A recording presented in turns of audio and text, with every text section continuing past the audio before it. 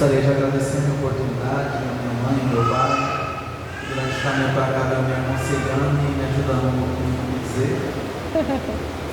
E devo confessar que eu estou muito nervoso. Para ser bem sincero, a primeira vez que eu pego o microfone para pregar mesmo numa igreja. Nas últimas vezes foi no lar entre a gente, ou foi só uma saudação, nunca uma pregação mesmo. Quem encontrou? Amém? Gênesis 37, a partir do versículo 23.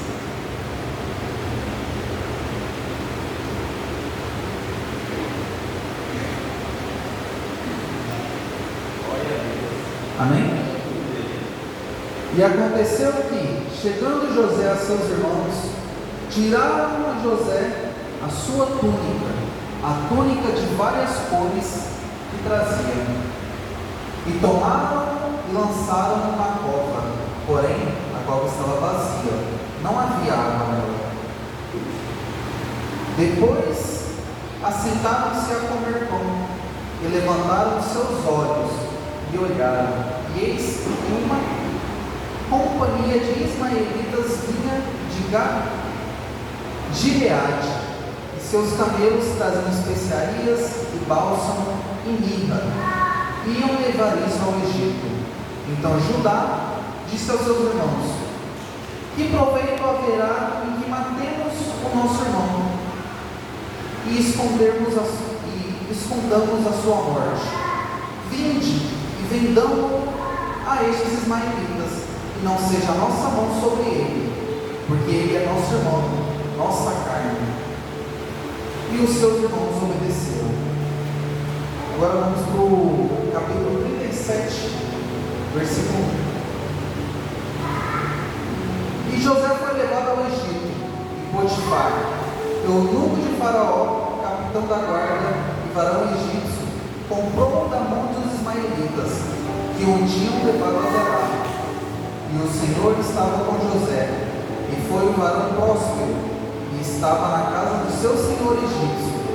Vendo, pois, o seu senhor, que o Senhor estava com ele, e tudo o que ele fazia o Senhor prosperava em suas mãos, José achou graça em seus olhos, e serviu-o, e ele o pôs sobre a sua casa, e entregou à sua mão tudo o que tinha. Agora lá para o versículo 20. 19 e 20. E o Senhor de José o tomou e o entregou à sua casa. Perdão, vou ler a parte 17. E aconteceu depois dessas coisas, que a mulher de seu senhor pôs os seus olhos em José, e disse: deita-te comigo. Porém ele recusou e disse a ela, a mulher de seu senhor: eis que o meu senhor não sabe do que há em casa comigo, e entregou em minha mão tudo o que tem. Ninguém há maior do que eu nesta casa, e nenhuma coisa me vedou, senão a ti, porquanto tu és sua mulher. Como, pois, faria eu este tamanho mal, e pecaria contra Deus? E aconteceu que, falando ela cada dia a José, e não lhe dando ele ouvidos, para ligar-se com ela e estar com ela, sucedeu que num certo dia veio à casa para fazer o seu serviço, e nenhum dos da casa estava ali, e ela lhe pegou pelo seu vestido, dizendo: deita-te comigo. E ele deixou o seu vestido na mão dela, e fugiu e saiu para fora. Agora sim no versículo 20. E o Senhor de José o tomou e o entregou na casa do cárcere, no lugar onde os presos do rei estavam presos, e assim esteve ali na casa do cárcere. O Senhor, porém, estava com José, e estendeu sobre ele a sua benignidade, e deu-lhe graça aos olhos do cárcere-mor. E o cárcere-mor entregou à mão de José todos os presos que estavam na casa do cárcere, que ele fazia tudo o que se fazia ali. E o carcereiro não teve cuidado de nenhuma coisa que estava na mão dele, porquanto o Senhor estava com ele, e tudo que ele fazia, o Senhor prosperava. Só até aqui. Poderia aceitar ele? Aleluia! Aqui a gente pode ir, só nessa partezinha aqui a gente vê toda a vida de José virando de ponta cabeça. Do filho preferido de seu pai, de Jacó, para um mero escravo de Potifar. Logo em seguida, o maior na casa de Potifar, e após isso, um mero servo que estava preso. E uma coisa que eu percebo, lendo, que eu creio que os irmãos também perceberam, que tudo que José fazia prosperar. Em nenhum momento na Bíblia deixa de citar que Deus estava com ele. Em todo momento o Senhor estava com José. E tudo fazia Deus na mão dele prosperar. E vendo isso, eu vejo algo incrível, que Deus nunca abandonou José. Muita gente pensa que só porque perdeu um emprego, porque perdeu algo que tinha, que Deus abandonou ele. E algo que eu fico muito triste de ver é que muita gente, só porque aconteceu algo ruim na vida dele, já fala que Deus abandonou ele. Só porque foi pro cárcere e fala que Deus abandonou ele. Sendo que não é assim. Todo momento a gente vê que Deus estava com José. Em nenhum momento Deus abandonou ele, em nenhum momento José duvidou que Deus havia o abandonado. Isso é uma atitude de um cristão ou de algum servo de Cristo. Nunca duvidar de seu Senhor. E nós vemos que José, mesmo sendo escravo de Potifar, ele se dedicou tanto aos cuidados, ao trabalho que lhe era incumbido, que Potifar viu graça nele.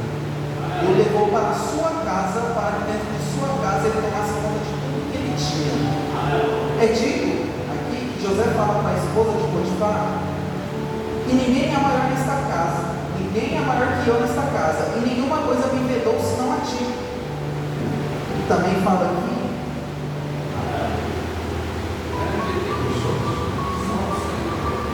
e deixou tudo o que tinha na mão de José, de maneira que nada sabia do que estava com ele, a não ser do pão que comia. E José era formoso de parecer e formoso à vista.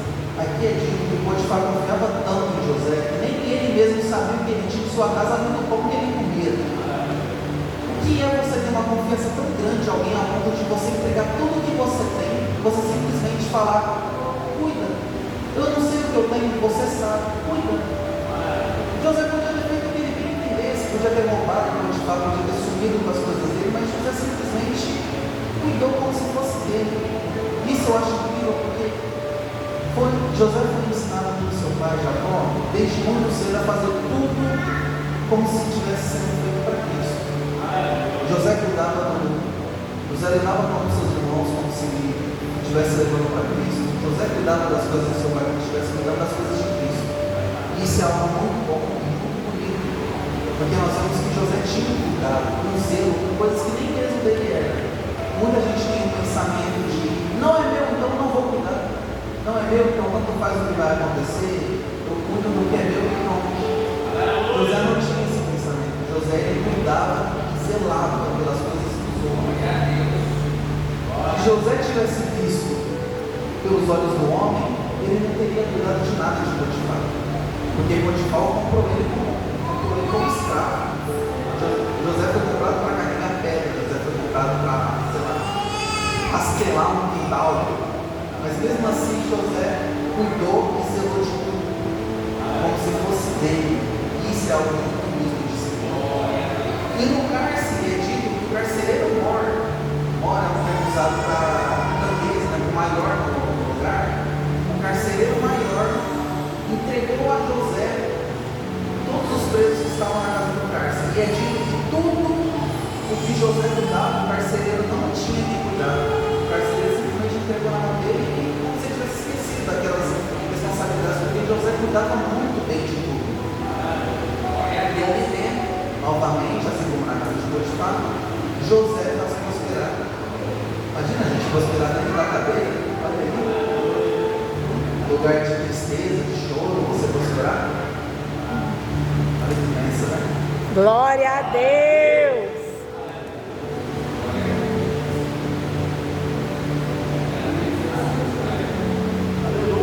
Logo após isso, como vocês já sabem, José conhece o padeiro e o copeiro, que tem os seus sonhos, e ele interpreta esses sonhos para ele.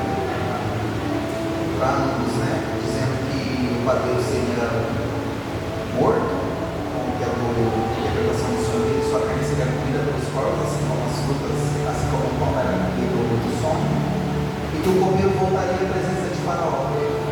E assim aconteceu. E após isso, nós vemos o copeiro saindo da cadeia, e o copeiro disse: não se preocupe, eu me lembrarei de ti quando eu estiver lá fora. Porém, por algum motivo, ele não se lembrou tão cedo. José ficou preso por mais 7 anos. Não, 7 anos, né? E até o copeiro chegar lá foi 3 anos. 3 anos preso. Além dos 3 anos, José ficou mais 4 anos preso. 4 anos. Ele foi esquecido para aquele que disse que lembraria dele. Imagina, João, alguém chega e você fala: não se preocupe, eu me lembrarei de ti. E aí, se você passar 4 anos esquecido por essa pessoa, essa pessoa nem lembrar da sua existência. Meu Deus! Imagina como é isso.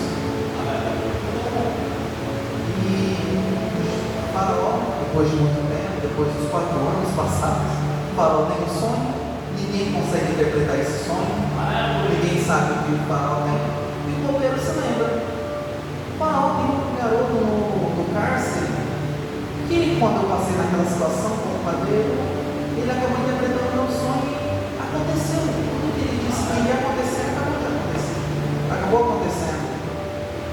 E Faraó solicitou a presença de José. José tomou banho, né? Porque ele vivia dentro da prisão, com certeza não fetia, né? Com certeza tinha roupa suja. E ele tomou um banho, foi lhe dado vestes novas, e ele se apresentou ao Faraó. O Faraó contou o seu sonho a José, e José interpretou dizendo que o reino passaria, todo mundo passaria por uma grande fome, uma grande seca, e que se eles não estocassem alimento, aconteceria mesmo com a nação egípcia. Imagina você ser um rei de uma nação e você ouvir da boca de um desconhecido que o seu reino, o mais próspero do mundo até aquele momento, iria ruir em piscar de olhos do dia para a noite por causa de uma fome. Aqui eu vejo que, eu não sei se foi Deus que tocou se Faraó era um homem sábio, afinal ele estava ali como um homem de maior poder no reino, ou se Deus tocou na sabedoria dele, deixou ele sábio para ele entender o que José estava falando para ele. Porque se eu sou um rei de uma nação muito próspera, e chega uma pessoa que eu desconheço, que eu nunca vi na minha vida, e fala que a minha nação, a mais próspera, vai cair em ruínas pela fome, eu diria que esse cara está ficando muito louco e mandaria ele voltar para a cadeia. Mas Faraó foi um homem sábio e ouviu José, e não só ouviu ele, como também colocou como um governante de sua nação. E foi dito a José: neste reino haverá apenas um maior que você, que serei eu. Após eu, não haverá ninguém acima de você. Olha aí. E eu peço agora que vocês voltem no começo. O filho favorito jogado dentro de uma cisterna, o filho favorito jogado dentro de uma cisterna para o escravo para o maior dentro de uma casa, o maior para dentro de uma casa caluniado e jogado dentro do cárcere. Dentro do cárcere prosperou, teve a confiança do carcereiro mor, como eu já disse, era o maior dentro do cárcere, e disso, de um mero preso, de um mero carcereiro, o governante da maior nação existente naquela época. Se isso não for coisa de Deus, eu não sei o que é, sinceramente. Aleluia a Deus. Você sair do filho favorito, do escravo, do prisioneiro, para o governante de uma nação.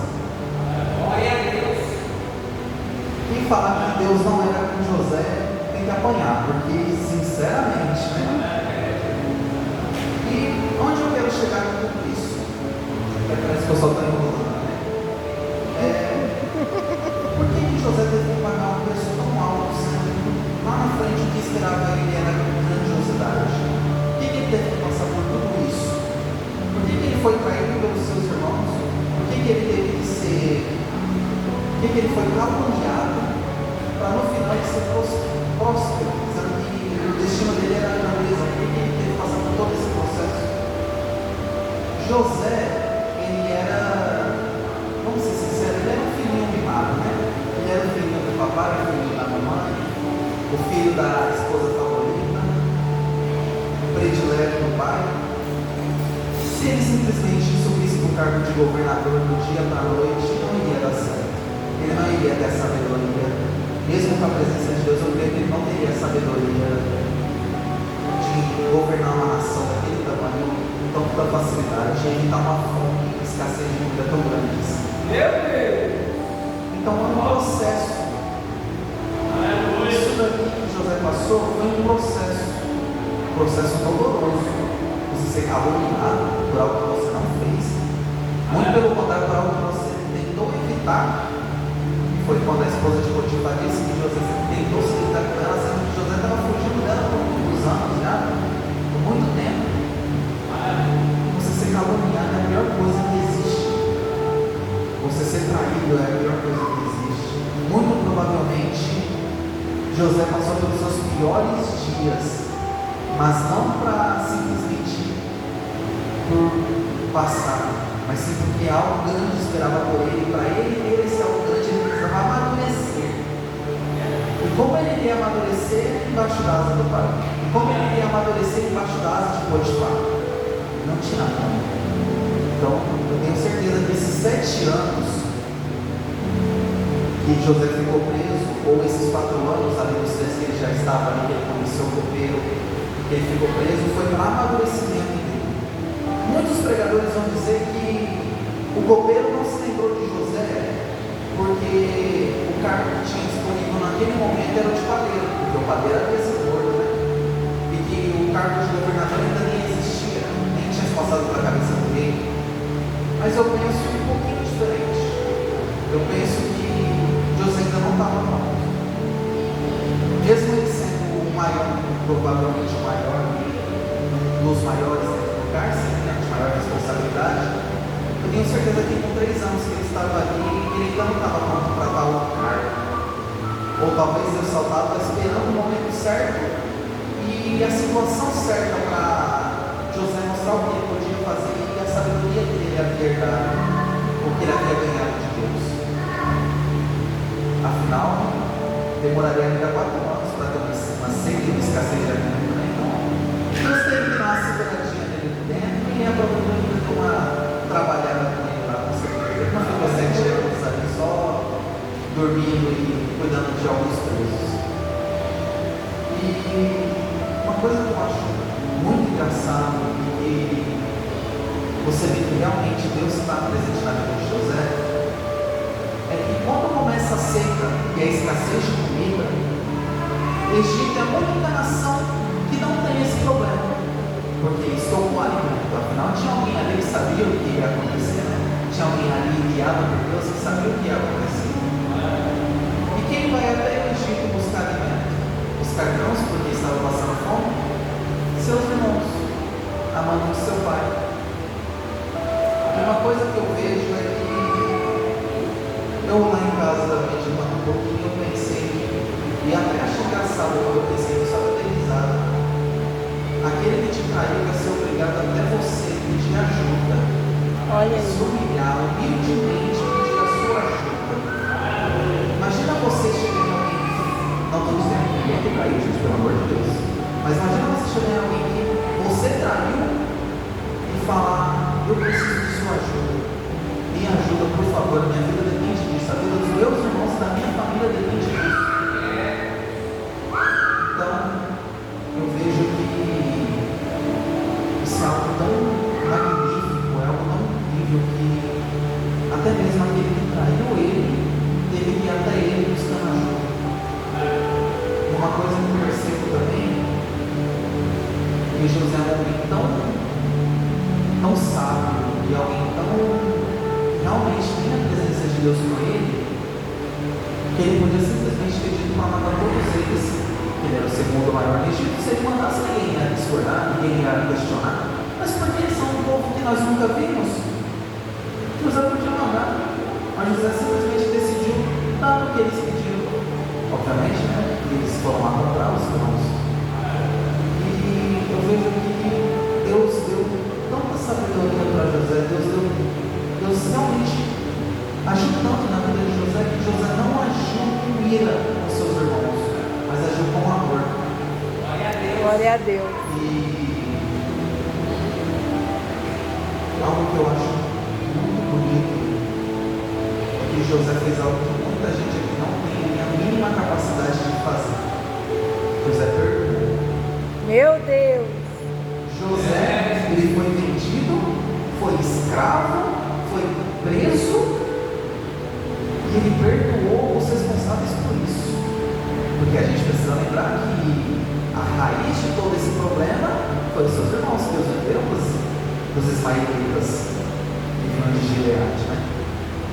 Então, mesmo os irmãos dele sendo a raiz de todo esse problema, ele ainda os perdoou. Ele podia muito bem ter dito: agora eu sou maior do Egito, então eu não preciso mais me preocupar, agora eu vou me vingar deles, agora vai todo mundo naquele lugar como eles vão, agora eu vou matar todos eles. Como ele tinha um amor genuíno, o pai provavelmente ele podia falar: agora eu vou matar todos eles, vou mandar alimento para meus pais, vou deixar lá, e meus irmãos vão ficar aqui mortos, ou vou matar todo mundo, já que ninguém veio atrás de mim. E José perdoou aqueles que o traíram, que o venderam, que fizeram dele escravo. E a gente não é capaz de perdoar uma pessoa que fala uma coisinha pra gente, né? A gente não é capaz de perdoar alguém que vem até nós pedindo perdão. A gente não é capaz de perdoar alguém que vem até nós pedindo ajuda. Muita gente simplesmente ignoraria o pedido de ajuda deles e mandaria eles de volta com fome e desesperançosos da vida. Mas José não fez isso. José perdoou e mostrou que ele é servo de Deus, mostrou por que Deus é tanto na vida dele. Porque ele não era uma pessoa humilde, ele era uma pessoa sábia, e ele era alguém que não gostava do mal, ele era alguém que não gostava de coisas erradas.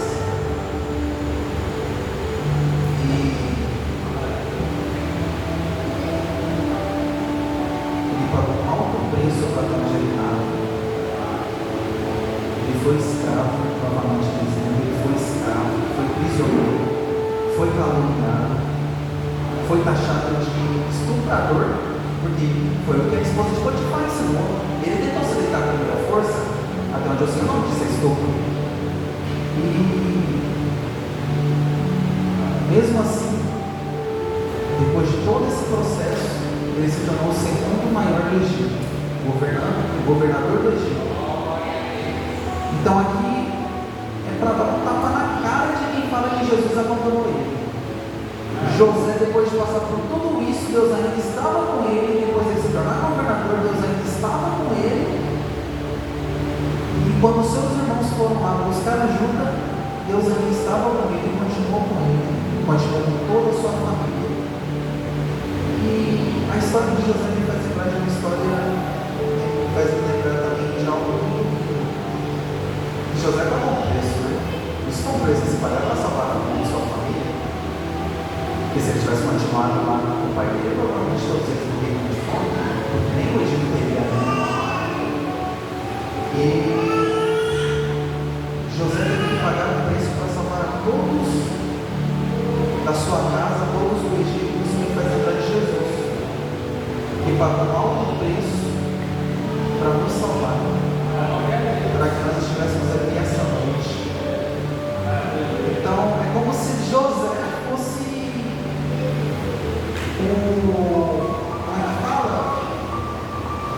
a tipologia de Jesus, pagando um preço imerecido, que ele não merecia passar por tudo aquilo. Ele era um filho bom, ele era uma pessoa honesta, e foi taxado de caluniador, de estuprador, foi caluniado. E Jesus passou por tudo isso também. Jesus foi taxado de herege, foi taxado de louco, e foi crucificado por nós. E somos desonestos, somos pecadores e merecemos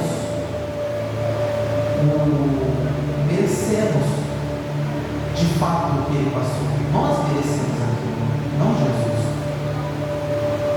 Um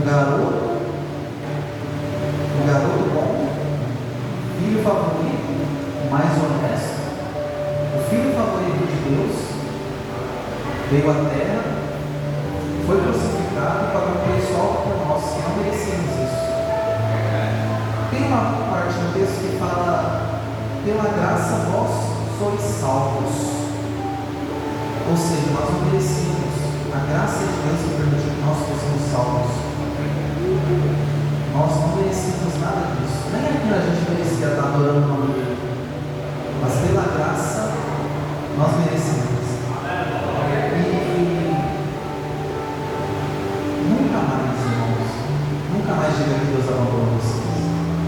Nunca mais diga que o preço que vocês estão pagando não é algo comparado ao que ele pagou por nós.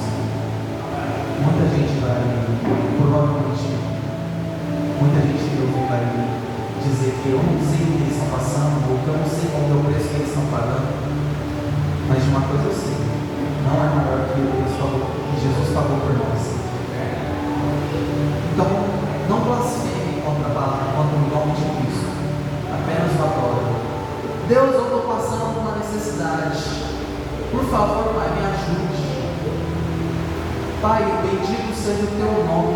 Tu sempre estás comigo. Hoje eu estou passando por isso, mas eu creio que amanhã eu vai estar melhor. José esperou 7 anos para sair de dentro do cárcere, esperou 4 anos pela palavra de alguém que disse que não se esqueceria dele. Então espera só mais um pouquinho, gente. Espera só mais um pouquinho que Deus está agindo.